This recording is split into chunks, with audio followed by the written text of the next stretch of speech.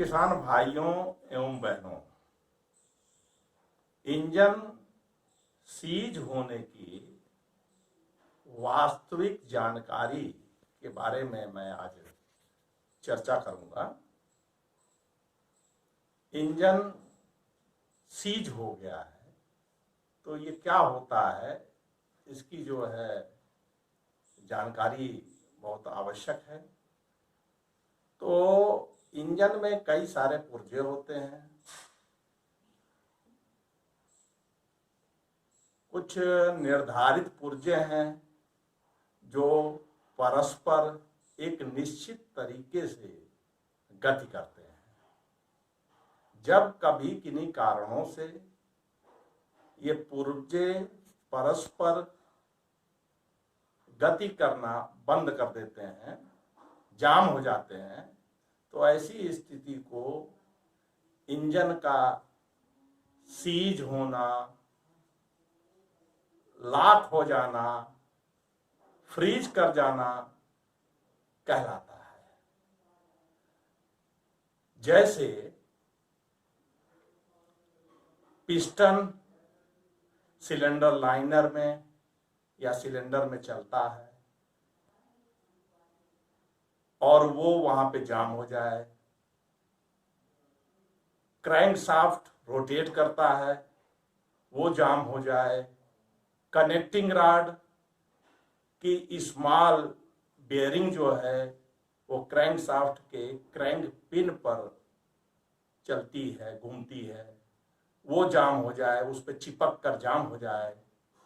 इसी तरह से small and bearing connecting rod का जो है वो स्मॉल एंड बेयरिंग वो पिस्टन के पिन पर चिपक जाए, जाम हो जाए।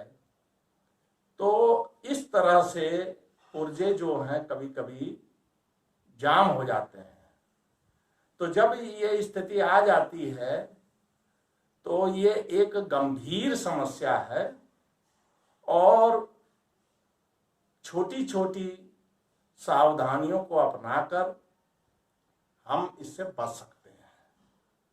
तो यहाँ पे यह बहुत आवश्यक है कि इंजन सीज कर गया, इसकी पहचान, इसके क्या कारण हैं, क्या बचाव है और क्या उपचार हो सकता है, ये जो है बहुत जरूरी है। अब जो है मैं आपको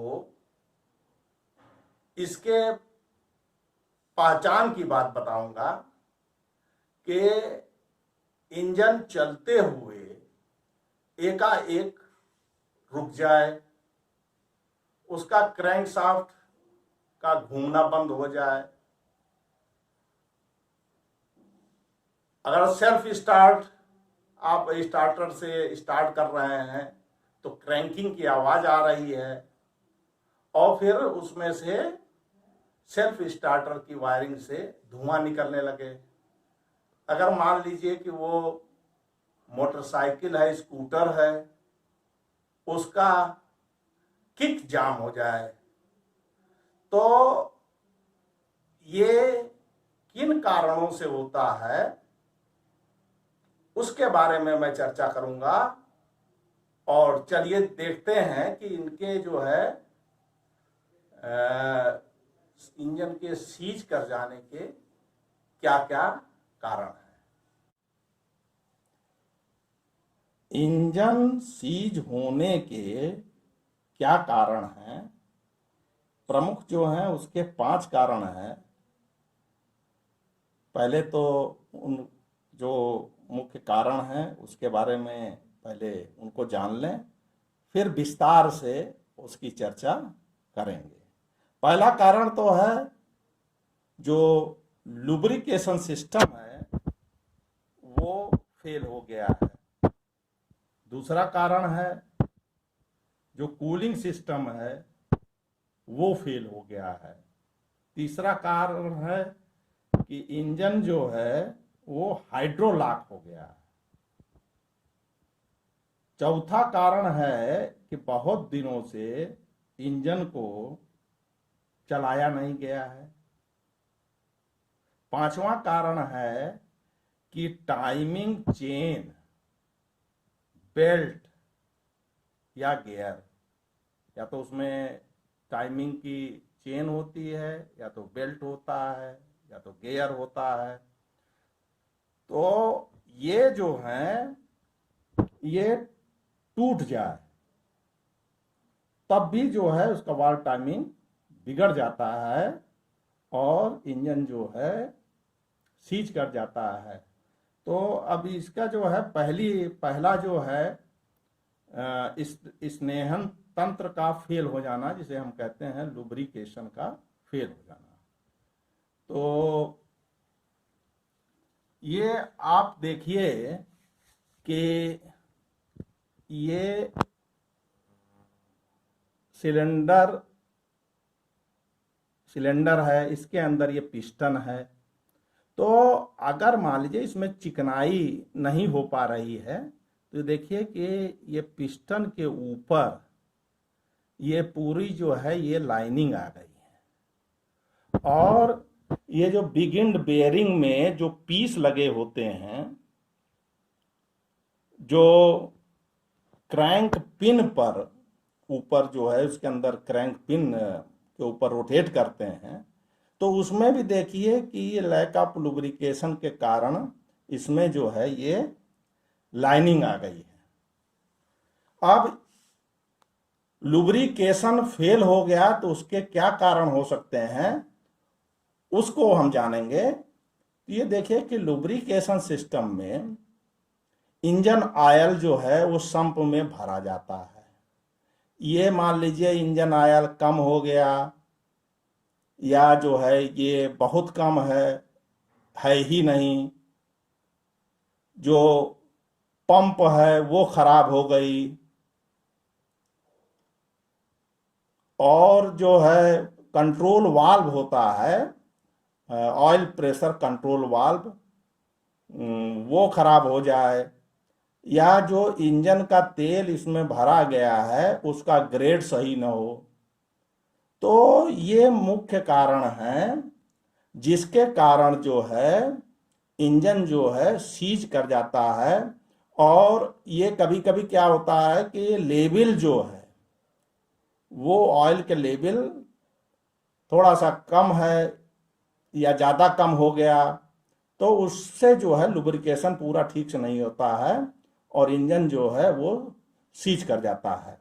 तो जैसे कि डैशबोर्ड पर प्रेशर गेज लगे होते हैं, तो हमको क्या करना चाहिए कि वो प्रेशर गेज में देख लेना चाहिए कि ऑयल का प्रेशर ठीक है कि नहीं। जैसे कि ज़्यादातर जो है 3 kg पर सेंटीमीटर स्क्वायर का ऑयल प्रेशर रहता है, तो उसमें बने होते हैं, हरे निशान बने होंगे, लाल निशान भी बने रहते हैं।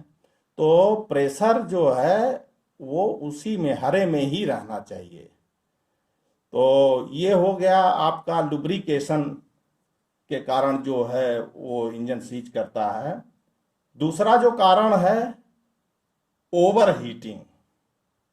देखिए ये पिस्टन आपको दिखाया गया है, इसका आप देखेंगे पिस्टन का जो हेड है और जहाँ पे ये रिंग लगी हुई थी, कंप्रेसर रिंग है, इधर ऑयल रिंग है, ये सब मेल्ट कर गया है। और ये जो कनेक्टिंग राड के बिग एंड बेयरिंग की ये जो पीस है, इस पे भी आप निशान देखेंगे, इस तरह का निशान आ जाता है। तो ये ओवर हीटिंग के कारण होता है। अब ओवर हीटिंग क्यों हुआ इसके बारे में जानेंगे। जैसे कि ये ज़्यादातर गाड़ियों में वैसे एयर कूलिंग भी गाड़ियां होती हैं और लिक्विड कूलिंग भी होती है। और लिक्विड कूलिंग में भी वो थर्मोसाइफन कूलिंग सिस्टम होता है और एक प्रेशराइज्ड कूलिंग सिस्टम होता है। तो यहाँ पे ये जो चित्र दिखाया जा रहा है ये प्रेशराइज्ड कूलिंग सिस्टम का है। इसमें जो है वाटर बॉडी या वाटर पंप कह लीजिए, ये फैन के यहाँ लगा हुआ है, इसको वाटर बॉडी कहते हैं। तो ये क्या करता है कि ये पानी को यहाँ से जो है ये घुमाता है पंप, और ये पंखा घूमेगा तो हवा जो है बाहर से अंदर की ओर आती है, और ये पानी ऐसे जाके जो सिलेंडर के चारों तरफ वाटर जैकेट होते हैं वहां से होके ये जाता है, और यहाँ पे ये थर्मोस्टेट वाल्व होता है जो एक निश्चित तापमान पर खुलता है। अगर ये नहीं खुलेगा तो पानी फिर यहाँ ऊपर नहीं जाएगा टंकी में, ये नीचे ही रहेगा। तो अगर पेट्रोल इंजन है तो उसके लिए ये 70 से 75 डिग्री सेंटीग्रेड पर खुलता है। अगर डीजल इंजन है तो उसके लिए 88 से 90 डिग्री सेंटीग्रेड पर ये थर्मोस्टेट वाल्व खुलता है। बहुत ज़्यादा इंजन चलना नहीं चाहिए, बहुत ज़्यादा ठंडा, कहने का मतलब बहुत ज़्यादा ठंडा इंजन चलना नहीं चाहिए। जाड़े में इस तरह की समस्या आती है तो उसके लिए थर्मोस्टेट वाल्व दिया जाता है, जिससे जो है एक रिक्वायर्ड टेम्परेचर इंजन का रहे। गर्मियों में क्या होता है कि ये पूरा जो है थर्मोस्टेट वाल्व खुल ही जाता है और ये पूरा वाटर जो है ऊपर जाता है, ऊपर से फिर ठंडा होकर नीचे आता है और नीचे से फिर पूरा वाटर जैकेट्स में सर्कुलेट होता है। इस तरह से ये घूमता रहता है और जो सिलेंडर हैं वो सब ठंडे होते रहते हैं। अब इसमें समस्या क्या आती है कि जो भी वाटर या कूलेंट है वो जो है कम हो गया या है ही नहीं, तो उससे जो है ये ओवरहीटिंग की स्थिति आ जाती है, या ये जो रेडिएटर है ये चोक हो गया हो, पानी ऊपर से नीचे ठीक से ना आ रहा हो। तो रेडिएटर अगर चोक हो जाएगा तब भी जो है ओवर हीटिंग की स्थिति हो जाती है। जो ऊपर कैप लगा हुआ जिसे प्रेशर कैप कहते हैं, प्रेशर कैप से क्या होता है कि वैसे तो पानी जो है नॉर्मल दाब पर 100 डिग्री सेंटीग्रेड पर पानी उबलने लगता है। अब क्या होता है कि प्रेशर कैप अगर लगा दिया जाए तो उसके अंदर 0.34 से 0.4 ज़्यादातर जो ये इंजनों में होता है केजी पर सेंटीमीटर स्क्वायर का प्रेशर क्रिएट हो जाता है, और ये जो पानी है ये 110 डिग्री सेंटीग्रेड पर उबलता है, हाई टेम्परेचर पर। और कभी प्रेशर ज़्यादा हो जाएगा तो 125 डिग्री सेंटीग्रेड पर उबलता है। तो इसमें यह है कि ये ज़्यादा तापमान पर पानी उबले, कम तापमान पर न उबले, इसके लिए जो है ये प्रेशर कैप लगाया। अगर ये खराब हो गया तब भी जो है इसमें जो है ये जो है ये कूलिंग सिस्टम काम नहीं करता है। और इसमें एक वैक्यूम वाल्व होता है कि जब ये कूलेंट जो है या वाटर है ये जब ठंडा होता है तो एक तरह से इसके अंदर वैक्यूम क्रिएट होता है, और ये जो प्रेशर कैप है इसमें फिर हवा चली जाती है जो वैक्यूम को ख़त्म कर देती है। अगर मान लीजिए कि ये जो वैक्यूम वाल्व है ये खुले ना तो ये जो रेडिएटर है इसके ट्यूब्स जो हैं वो चटक जाती हैं, खराब हो जाती हैं, ट्यूब दब जाती हैं। तो इस तरह की जो है इसमें समस्या आती है। जो कूलिंग सिस्टम ये देखा जाए जो होज पाइप लगे हुए हैं कभी वो लीक करते हैं, कभी वाटर बॉडी खराब हो गई वहाँ से लीकेज होने लगा, तो जो भी इसमें कूलेंट वूलेंट भरा गया वो सब क्या होगा निकल जाता है। कभी कभी क्या होता है कि कुछ ऐसे ड्राइवर हैं या ऐसे गाड़ी को चलाने वाले हैं, गाड़ी में जैसे ट्रैक्टर है या कोई वाहन है, तो वो क्या करते हैं कि इसके कूलेंट को जल्दी देखते नहीं है। कभी कभी ये कूलेंट जो है कम रहता है या पानी इसमें नहीं डाल पाए और बिना पानी का ही चला रहे हैं। तो गाड़ी को करना क्या चाहिए कि गाड़ी को पहले ही जो है जब आप देखिए गाड़ी चलाना है तो उसके ऊपर के इस कैप को खोल के देख लीजिए कि इसमें पानी या कूलेंट का लेवल, या अलग से एक टंकी दी होती जहाँ कूलेंट लगा होता है, उसमें जो है कूलेंट पूरा है या पानी इसमें पूरा है। अगर पानी नहीं है तो जब इंजन ठंडा है तभी जो है उसमें पानी या कूलेंट भर देना चाहिए। अगर ऐसा हुआ कि इंजन को आपने स्टार्ट कर लिया और कूलेंट जो है उसमें या पानी को चेक करना भूल गए और पानी या कूलेंट उसमें नहीं है, आपको पता चला टेम्परेचर बढ़ रहा है, तो आप वैसी स्थिति में मान लीजिए कि इसके कैप को आपको खोलने की जरूरत पड़ी, तो कैप अगर आप खोलेंगे इंजन जब गर्म रहेगा तो उसमें सावधानी ली जाती है कि कैप के ऊपर एक कपड़ा रख दिया जाता है और कपड़ा रख के धीरे से इस कैप को एंटी क्लॉकवाइज डायरेक्शन में धीरे से घुमा दिया जाता है और घुमा के छोड़ दिया जाता है। अगर मान लीजिए इंजन गर्म है, अब इंजन आपने बंद तो कर दिया पर इंजन गर्म है, इसके अंदर का पूरा जो है कूलेंट या पानी पूरा गर्म है, और आपने जो है अगर कैप खोल दिया तो मुंह पे जो है पूरा इसकी स्टीम और वो सब आ जाती है और बहुत बुरी तरह से आदमी जल सकता है।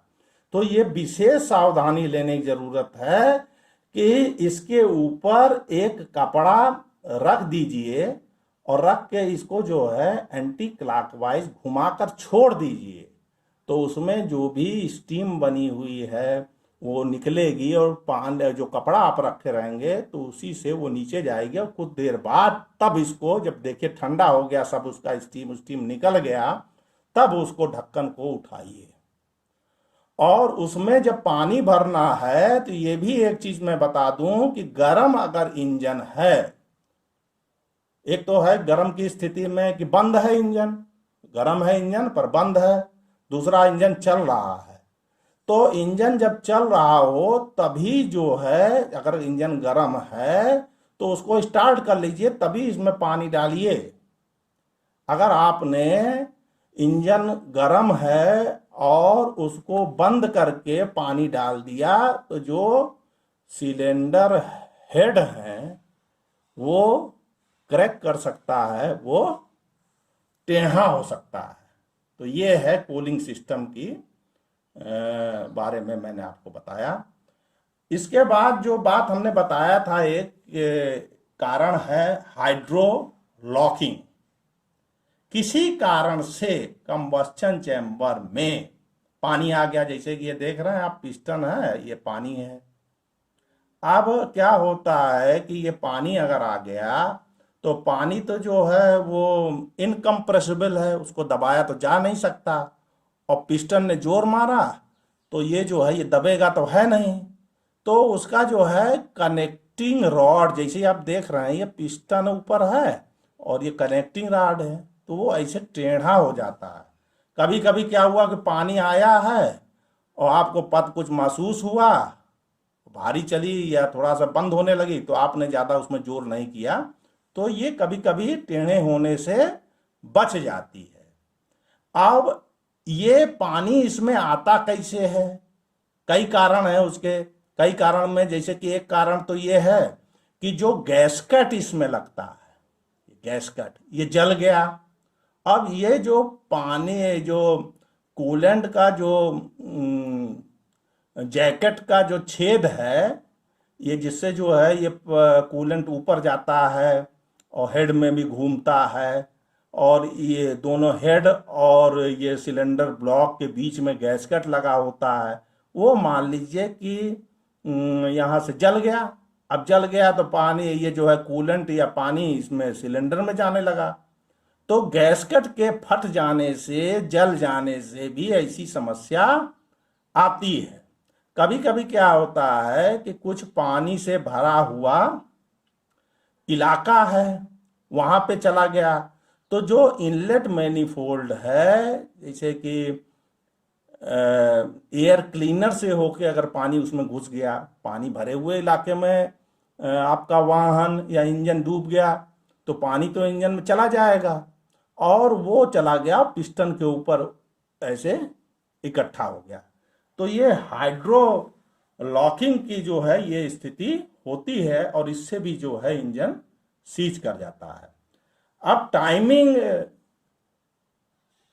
चैन होती है, जैसे कि गियर है, क्रैंक शाफ्ट का गियर है, कैम शाफ्ट का गियर है, तो इनसे क्या होता है कि वाल्व टाइमिंग सेट की जाती है। और मान लीजिए कि किसी किसी में ये गियर सीधे एक दूसरे से जुड़े रहते हैं, किसी में जो है ये चैन लगी होती है, जैसे ये देख रहे हैं आप, और यहाँ देखिए बेल्ट है। तो ये मान लीजिए टूट गया, बेल्ट टूट गया, चैन टूट गया, इसके गियर ये टूट गए, तो जो वाल्व टाइमिंग है वो क्या होगी, गड़बड़ हो जाएगी। पता चला वाल्व खुला हुआ है और पिस्टन जो आके नीचे से क्या किया, ठोकर मार दिया। जब ठोकर मार देगा तो वाल्व खुला हुआ है, तो वाल्व खुला हुआ तो जाम तो हो जाएगा, सीज तो कर जाएगा, पर वो देखिए जैसे ये वाल्व जो है ये टेढ़ा हो गया, तो ये टेढ़ा हो जाता है।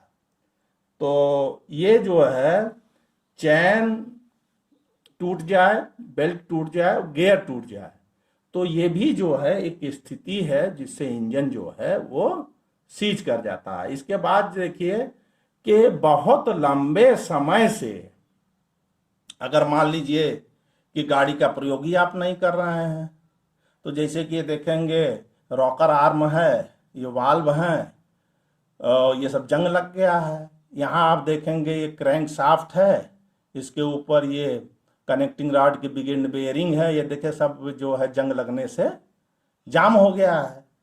तो जंग लगने से जब जाम हो गया तो इंजन क्या हुआ, सीज कर गया है।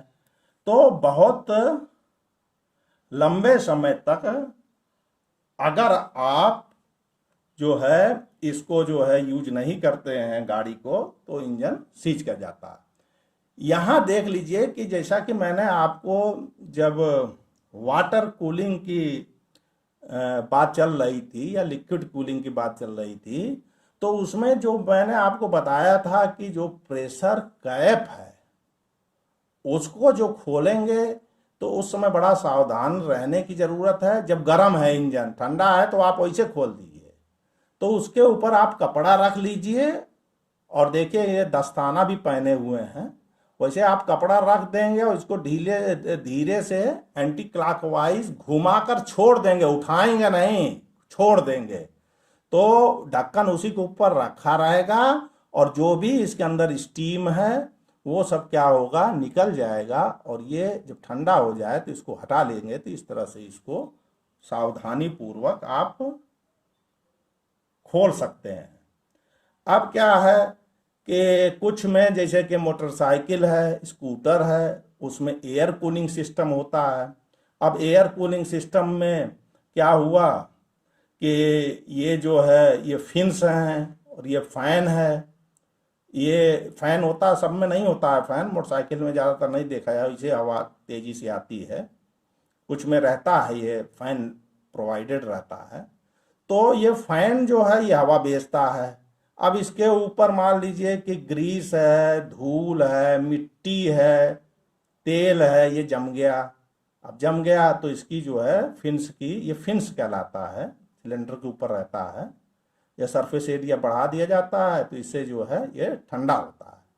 तो ये इसके मान लो पंखे टूट गए, जो कूलिंग फैन है, ये जो है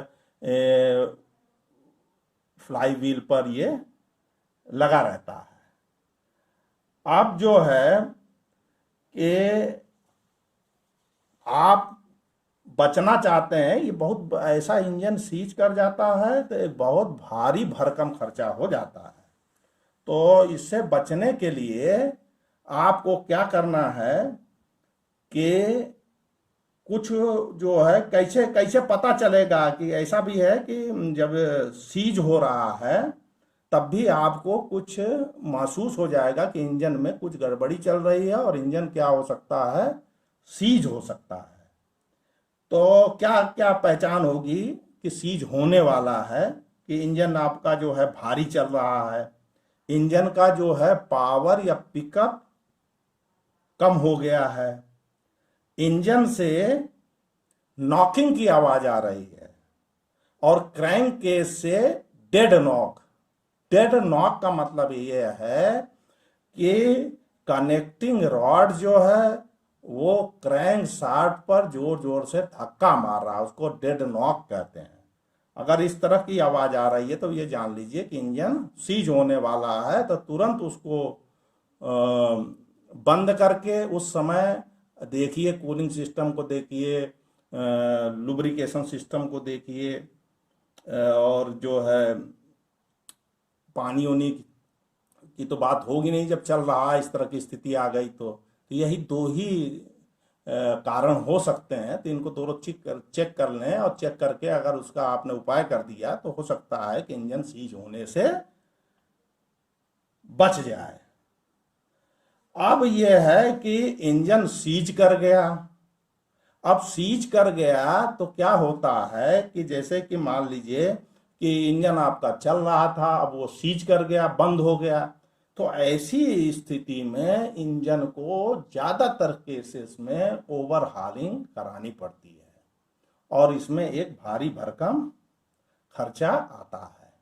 अगर बहुत दिनों से इंजन जो है मतलब गाड़ी को चलाया नहीं गया, इंजन जो है बहुत दिनों से चला नहीं है, तब भी वो जो है उसका पिस्टन जाम हो जाता है।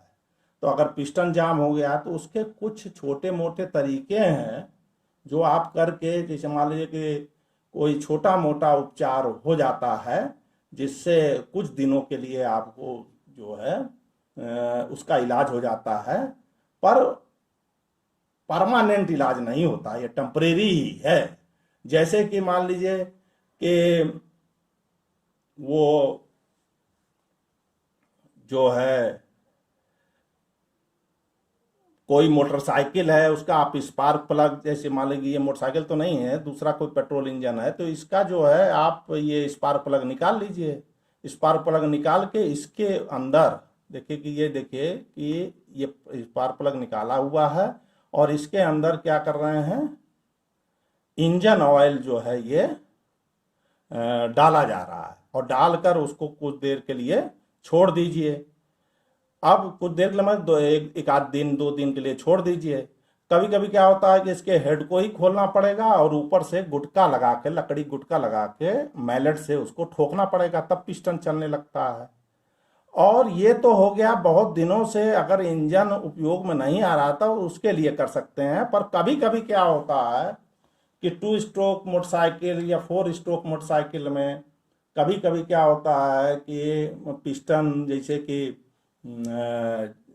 सीज कर गया, जाम हो गया। अब जाम हो गया तुरंत आपको पता चल गया, तो ऐसी स्थिति में वहां पर भी कुछ इलाज हो जाता है कि स्पार्क प्लग को खोलिए और उस पे जो है वो छेद से मोबिल ऑयल डाल दीजिए, और कुछ देर उसका इंतजार करिए। और इंतजार करने के बाद उसको जो है आप गियर पे, जैसे तीसरा गियर है उस पे डालिए, और गियर पे चला डाल के आगे पीछे उसको करिए, तो पिस्टन जो है घूमने लगता है। तीसरे गियर पे इसलिए करना है कि जब हम छोटे गियर पे, ये पहला गियर है, तो पहले गियर में क्या होता है कि उसमें जो है जो पहिए का जो चक्कर है वो उसका जिस गियर से आ रहा है पहिए पे, वो गियर क्या होगा, बड़ा रहता है। बड़ा रहता मतलब कम छोटे गियर से बड़े गियर में पावर आती है। तो जब बड़े गियर में आते हैं तो उसके चक्कर कम हो जाते हैं, जब चक्कर कम हो जाते हैं तो टॉर्क बढ़ जाता है, इसलिए फर्स्ट गियर पर टॉर्क ज्यादा रहता है। अब तीसरा गियर मैं इसलिए कह रहा हूं कि तीसरे गियर पे जब आप उसको घसीटेंगे तो उस समय क्या होगा कि जो पहिए से जो गियर से जो पावर पहिए पे आ रही है वो क्या होगा, वो गियर छोटा रहेगा, और वहां से जब ये पिस्टन को ऊपर जाने के लिए जो गियर जोर लगाएगा वो वहां पे पावर के वो उसका चक्कर क्या होगा, कम हो जाएगा। जब चक्कर कम हो जाएगा तो टार्क वहां पे बढ़ जाएगा, वहां पे जोर लगेगा और पिस्टन जो है धीरे धीरे चलने लगेगा। ये तेल डालकर और जो है कुछ हद तक टेम्परेरी उपाय किया जा सकता है। और जैसे कि हमने जो है बताया था आपको कि हाइड्रो लॉकिंग हो गई है, मान लीजिए कि इसके अंदर कहीं से पानी चला गया है, तो उस कंडीशन में भी आप जो है स्पार्क प्लग और इंजेक्टर को खोल लें। जैसे डीजल इंजन है तो उसमें इंजेक्टर होगा, उसको खोल लीजिए और स्पार्क प्लग को खोल लीजिए, और उसमें जो उसको जो है किक को मारिए। इंजेक्टर और स्पार्क प्लग, इंजेक्टर या स्पार्क प्लग ये ना लगा हुआ हो तो किक को मारिए, जिससे पानी पूरा बाहर निकल आवे। तो पानी पूरा बाहर निकल आवे तो एकाध कपड़ा वपड़ा अंदर डाल के, ऐसा न डालिए कि अंदर ही रह जाए, तो उसको अंदर मतलब किसी पेचकस वोचकस से पकड़े रहिए और उसको घुमा के अंदर से पूरा साफ हो जाए, जो पानी था पूरा साफ हो जाए। और फिर उसके बाद आप जो है प्लग लगाकर या इंजेक्टर लगाकर चलाएंगे तो गाड़ी चलने लगती है। अगर मान लीजिए इसके लिए हेड खोलने की ज़रूरत पड़ी तो हेड खोल लीजिए। और गैसकेट अगर फट गया है, जैसे कि हाइड्रो लॉकिंग में मैंने बताया था कि गैसकेट, जैसे कि हाइड्रो लॉकिंग में जो मैंने बताया था कि गैसकेट जो है वो मान लीजिए फट गया है, तो फट गया है तो उस कंडीशन में क्या करना है कि हेड को खोल के गैसकेट को बदला जाता है। तो जब हेड खोला जाता है तो इस बात का जो है ध्यान रखना चाहिए कि इंजन जो है वो ठंडा रहे। ऐसा ना हो कि गाड़ी आप कहीं से चला के लाए और गाड़ी आपकी गर्म है और आपने जो है उसका हेड खुलवा दिया, भैया इसका गैसकेट बदल दो। तो वैसी स्थिति में क्या होगा कि जो कंप्रेशन रिंग है उस पे हवा जो है एकदम से जो है ठंडी ठंडी हवा जाती है और वो जो है उसका टेंशन कम हो जाता है, और वो जो है फिर जो है वो रिंग उतना अच्छा काम नहीं करती है, तो उतना पिकअप अच्छा नहीं लेती, उतना उसका जो है इंजन का पावर नहीं रह जाता है। तो जब ऐसी स्थिति आए हेड खुलवाना है तो उसको चाहे तो जैसे मिस्त्री के यहाँ ले गए दूसरे दिन सुबह खुलवावें, या इंजन जब ठंडा रहे तभी जो है उसका हेड खोला जाना चाहिए। बहुत गाड़ी गर्म है तो हेड खोलने से समस्या आ जाती है। तो मैं आशा करता हूं कि इस तरह की जो जो जानकारी मैंने आप लोगों को बताई वो आप लोगों के लिए उपयोगी होगी। और ये जो है इंजन का सीज कर जाना एक बहुत गंभीर समस्या है, अतः इस तरह की जानकारी, एक संपूर्ण जानकारी आप लोगों को जानना बहुत आवश्यक था, जिससे इसकी गंभीरता को आप समझ सकें और ऐसी स्थिति ना आए उसका इलाज आप पहले ही कर लें। धन्यवाद।